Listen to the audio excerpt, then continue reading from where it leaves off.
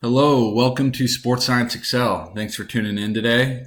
Today we're going to go over page setup. Just going to show a few quick tips on how to properly and efficiently set up your page so it's visually appealing, and also just to help you out so when you're sending your document to other people or printing, you'll run into less hiccups. So just want to start off with customizing margins. If you come to the page layout tab and select margins, you'll see down at the bottom, there's an option for custom margins. Okay. Now this is going to be the default setting for the margins. And I generally like to just go through and set all my margins to 0. And actually already have a custom setting. So I'm just going to hit cancel and then come up here and show you. So when you set a custom setting, it'll always be the first one listed here. It says last custom setting.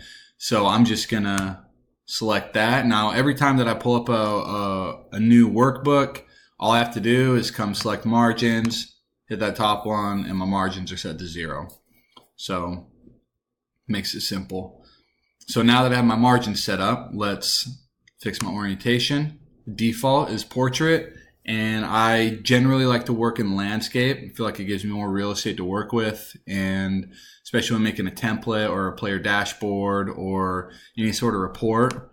That's just a preference of mine, and whatever you're working with, you might have your own preference. So for now, I'm just going to select landscape. So now that we have our margins and our orientation set up how we need, I'm going to come here to the View tab. And you can see over here, right now it's set at normal. There's a page break preview and then a page layout. So I'm going to select this page layout tab, and it's just going to give you a different visual of your worksheet, which I find this very handy because these borders show you exactly what's on page 1, okay, and page 2 and so forth.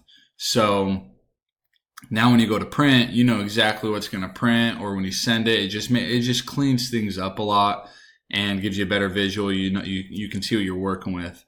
And what makes this even better is you can come, once you select page layout, you can come to the page layout tab and it'll default to automatic for the width and height.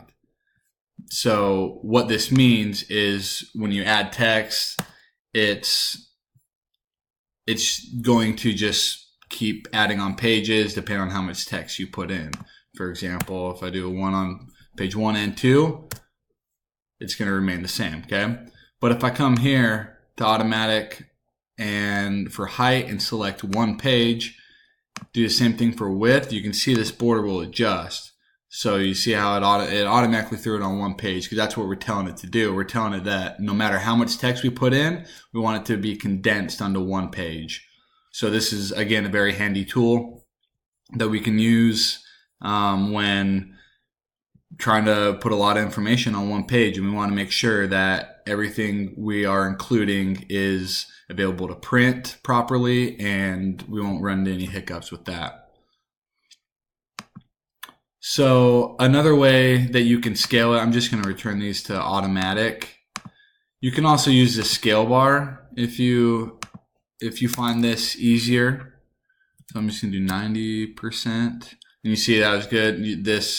This border then adjusted to scale it accordingly. So you can scale it to your liking, but for now, I'm just going to put these at 1. That's usually what I prefer to do with that.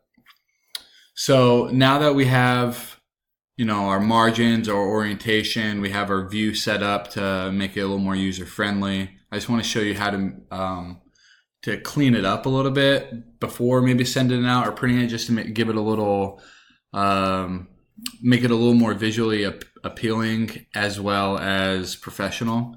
So I'm going to start. I'll just really basic tips, but this box for grid lines, uncheck that. That's going to remove all those little borders around each cell. Okay, the cells are still present, but it just cleans them up.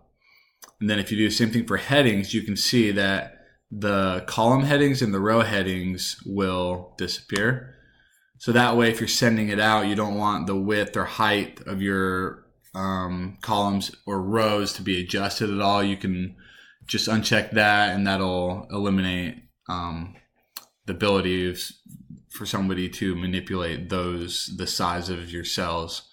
And along with that, if you want to further clean it up, you can come to the View tab and just hide the formula bar, and then that's gone. So just a few tips to really clean it up, make it look nice and professional, and also to make it a little more user-friendly when sending documents out or printing them, and just a few things that I like to include in my documents. And I hope you're able to learn something from this today. I hope you liked it. Please like and subscribe, comment any questions you may have.